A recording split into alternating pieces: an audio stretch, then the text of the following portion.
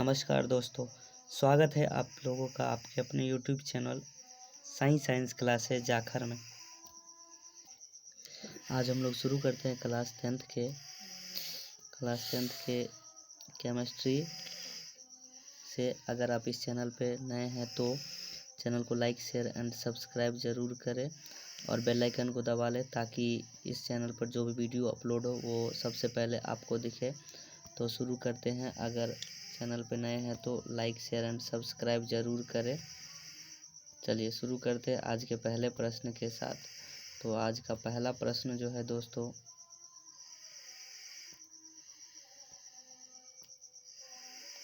आज का पहला प्रश्न है करेक्ट निम्नलिखित में से कौन उपधातु है। तो पहला ऑप्शन है फेरस, कॉपर, निकेल और यहाँ पर Au नहीं होगा दोस्तों, यहाँ पर Sb होगा। तो राइट आंसर क्या हो जाएगा दोस्तों, Sb हो जाएगा। अगला प्रश्न चलते हैं दूसरे प्रश्न की ओर दोस्तों। दूसरा प्रश्न करा निम्नलिखित में से कौन अधातु है। Fe है, कार्बन है, एल्यूमिनियम है, Au है। करा कि कौन सा अधातु है। तो अधातु कौन सा है दोस्तों, तो दिए गए ऑप्शंस में से अधातु क्या हो जाएगा, कार्बन हो जाएगा। क्या हो जाएगा दोस्तों, कार्बन हो जाएगा। अगला तीसरा क्वेश्चन देखते हैं दोस्तों। कह रहा है कि कार्बन क्या है, धातु है, अधातु है, उपधातु है या इनमें से कोई नहीं है। तो कार्बन क्या है दोस्तों, कार्बन जो है दोस्तों, कार्बन जो है वो क्या है, अधातु है। क्या है दोस्तों, अधातु है। क्या है, अधातु है। अगला प्रश्न देखते हैं दोस्तों। अगला 4 नंबर क्वेश्चन कह रहा है, 4 नंबर क्वेश्चन कह रहा है कि सिलिका क्या है। विद्युत लेपन है, शोधन है, मिश्र धातु में परिवर्तन है या निस्तापन है। तो इसका राइट आंसर क्या हो जाएगा दोस्तों, 4 नंबर क्वेश्चन का राइट आंसर क्या हो जाएगा, निस्तापन। सिलिका क्या है दोस्तों, निस्तापन है। क्या है दोस्तों, निस्तापन है सिलिका। 5 नंबर क्वेश्चन देखते हैं दोस्तों। 5 नंबर क्वेश्चन कर रहा है शुद्ध सोना कितने कैरेट का होता है। 23 कैरेट का होता है, 24 कैरेट का होता है, 20 कैरेट का होता है या 12 कैरेट का होता है। तो शुद्ध सोना जो है दोस्तों, शुद्ध सोना कितने कैरेट का होता है, 24 कैरेट का होता है। अगला प्रश्न पर चलते हैं दोस्तों। 6 नंबर क्वेश्चन। 6 नंबर क्वेश्चन कह रहा है कि लोहे की परमाणु संख्या क्या है। तो लोहे की परमाणु संख्या 23 है, 26 है, 25 है या 24 है। तो 6 नंबर क्वेश्चन का राइट आंसर क्या हो जाएगा दोस्तों, 26 है। लोहे की परमाणु संख्या कितनी है दोस्तों, 26 है। अगला चलते हैं दोस्तों 7 नंबर प्रश्न की ओर। तो 7 नंबर प्रश्न कह रहा है धातुओं की प्रकृति होती है, विद्युत धनात्मक होती है, विद्युत ऋणात्मक होती है, उदासीन होती है या कोई नहीं। तो इसका राइट आंसर क्या हो जाएगा दोस्तों, 7 नंबर का राइट आंसर हो जाएगा विद्युत धनात्मक होती है।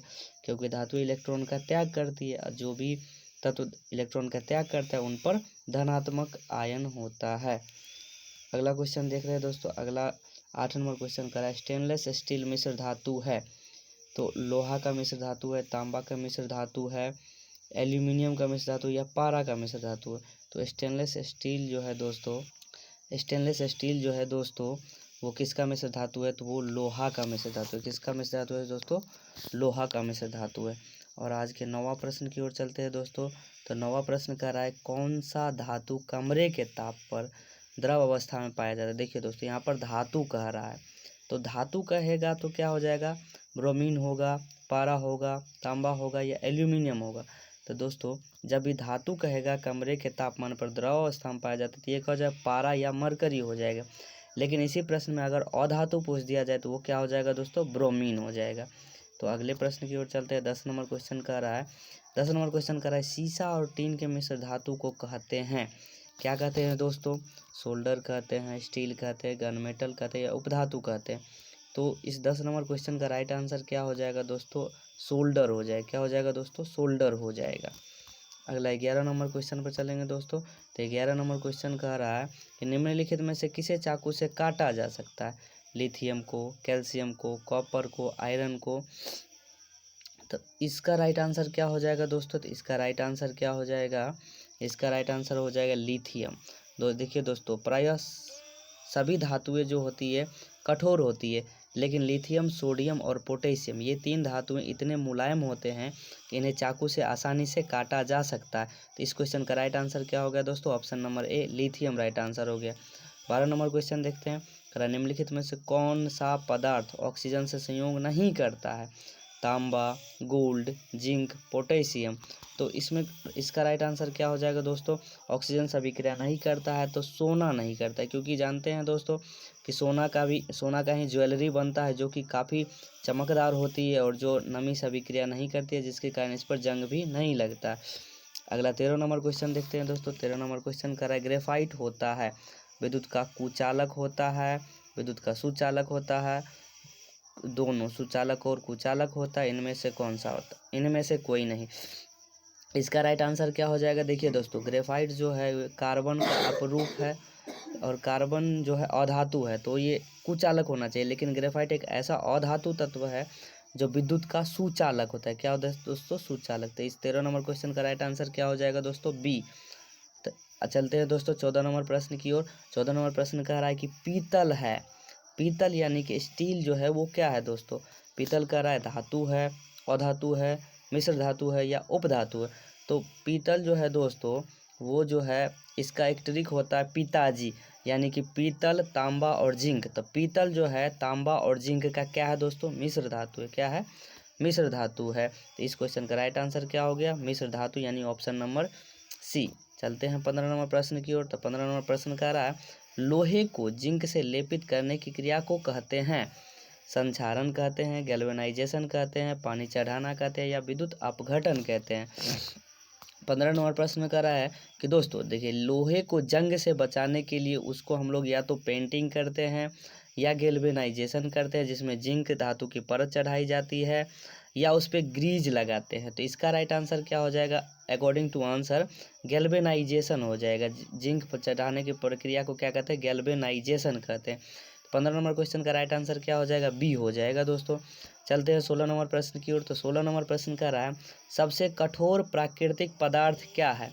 यानी कि इस पृथ्वी पर प्राकृतिक पदार्थों में सबसे कठोर कौन सा है?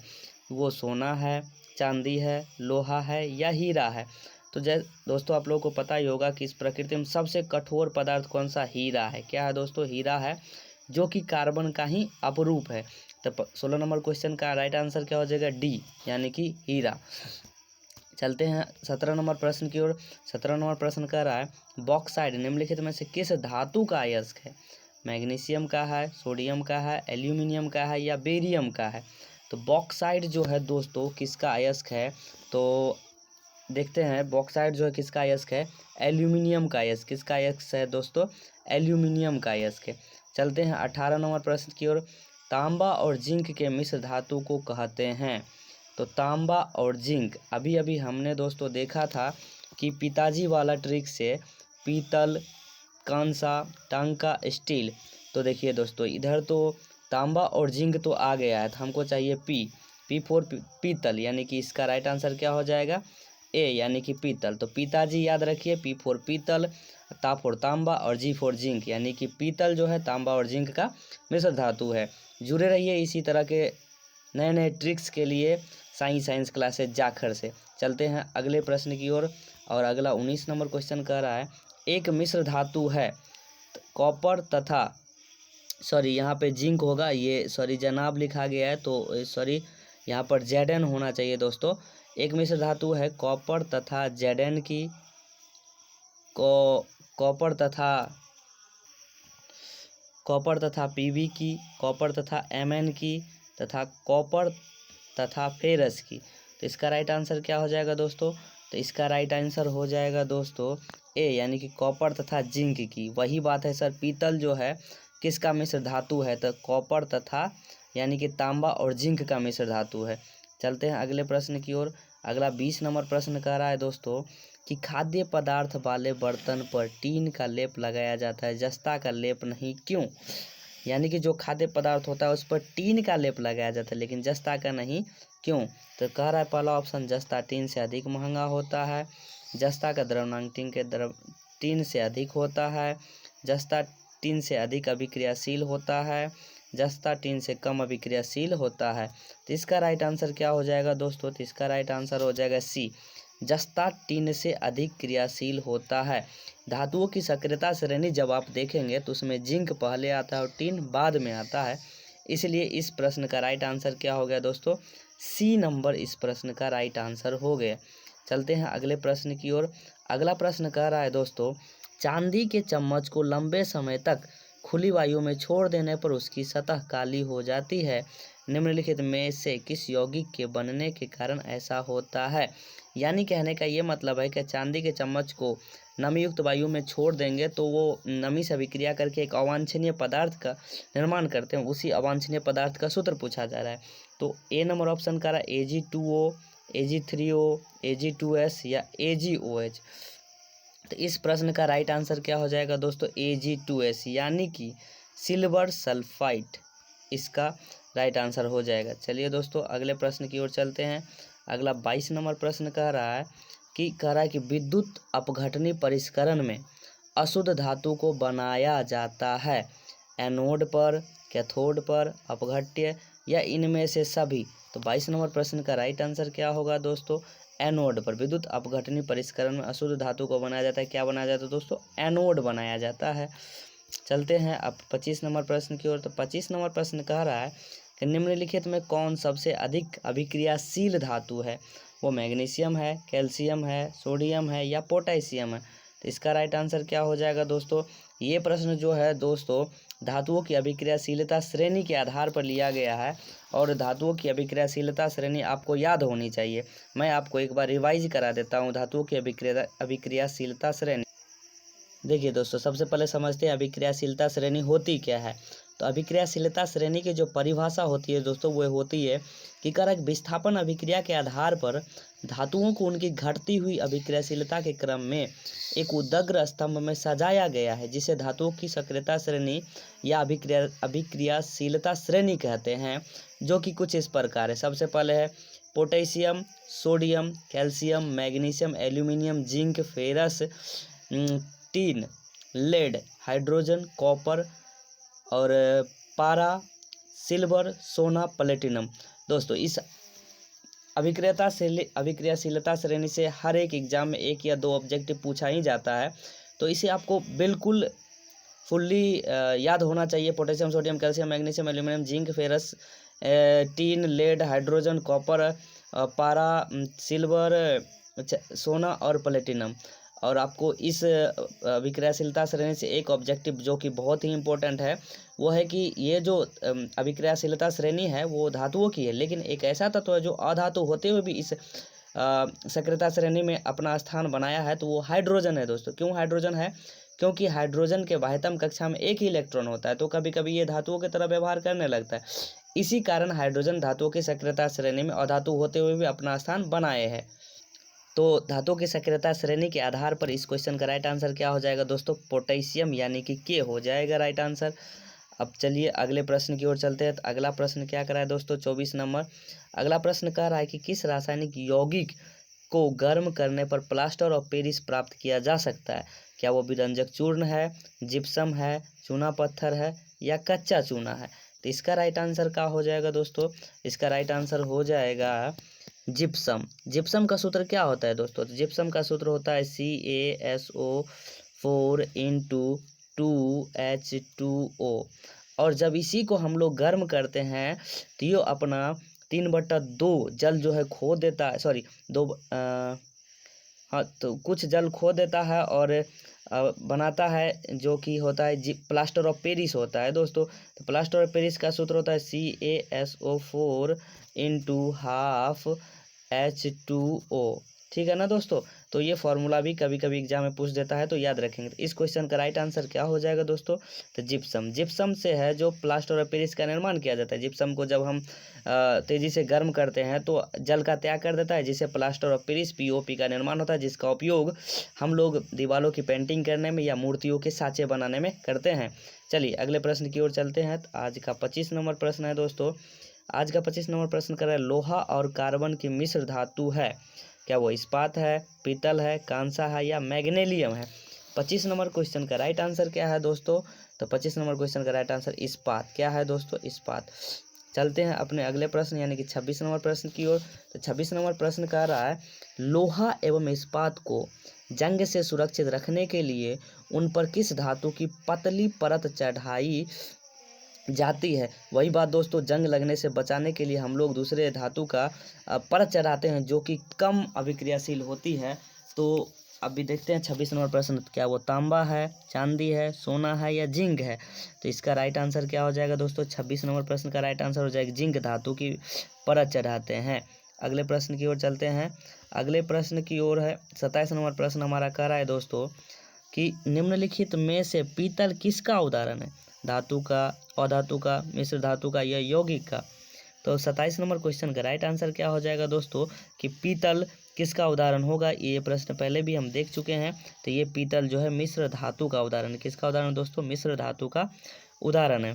चलते हैं अगले प्रश्न की ओर। 28 नंबर प्रश्न कह रहा है कि लोहा, निकेल और क्रोमियम के मिश्र धातु को कहते हैं टांका, जर्मन सिल्वर, ट्यूरिलियम, स्टेनलेस स्टील। तो इसका राइट आंसर क्या हो जाएगा दोस्तों, 28 नंबर प्रश्न का 28 नंबर प्रश्न का राइट आंसर हो जाएगा स्टेनलेस स्टील। क्या हो जाएगा दोस्तों, स्टेनलेस स्टील। चलते हैं अगले प्रश्न की ओर। अगला 29 नंबर प्रश्न कह रहा है दोस्तों कि निम्नलिखित में से कौन सी धातु साधारण ताप पर द्रव रूप में पाई जाती है। चलिए दोस्तों, ये क्वेश्चन लगता है रिपीट हो गया है, तो कोई बात नहीं, आंसर देख लेते हैं। क्या वो लिथियम है, क्या वो लिथियम है जो धातु होते हुए भी द्रव अवस्था में पाया जाता है, लिथियम है, लेड है या मरकरी या सिल्वर है। तो ये क्वेश्चन रिपीट है, इससे पहले क्वेश्चन को हम डिस्कस कर चुके हैं। तो धातु क्या हो जाएगा दोस्तों, मरकरी हो जाएगा। क्या हो जाएगा, इस क्वेश्चन का राइट आंसर क्या हो जाएगा, मरकरी धातु है जो द्रव अवस्था में पाया जाता है। मोस्ट VVI क्वेश्चन है, हमेशा याद रखेंगे। चलते हैं आज के 30 नंबर प्रश्न की ओर। एक धातु जो हथेली पर पिघलने लगती है, ऐसा धातु जो हथेली पर पिघलने लगती है, क्या वो सोडियम है, सीजियम है, चांदी है या लिथियम है। तो इस क्वेश्चन का राइट आंसर क्या हो जाएगा दोस्तों, सीजियम धातु है जो कि हथेली के तापमान पर पिघलने लगती है। तो इस तरह से हमने केमिस्ट्री के 30 बहुत ही महत्वपूर्ण ऑब्जेक्टिव प्रश्नों को देखा है। अगर आपको ये वीडियो अच्छी लगी हो तो प्लीज़ चैनल को लाइक, शेयर एंड सब्सक्राइब ज़रूर करें और एक प्यारा सा कमेंट ज़रूर दे दिया करें, ताकि हमें भी मोटिवेशन मिले आगे इसी प्रकार के नए नए वीडियो बनाने के लिए। आप देखते रहिए साइंस क्लासेज, जो सभी एग्ज़ामों की तैयारी निःशुल्क यूट्यूब चैनल पर डालती है। धन्यवाद दोस्तों।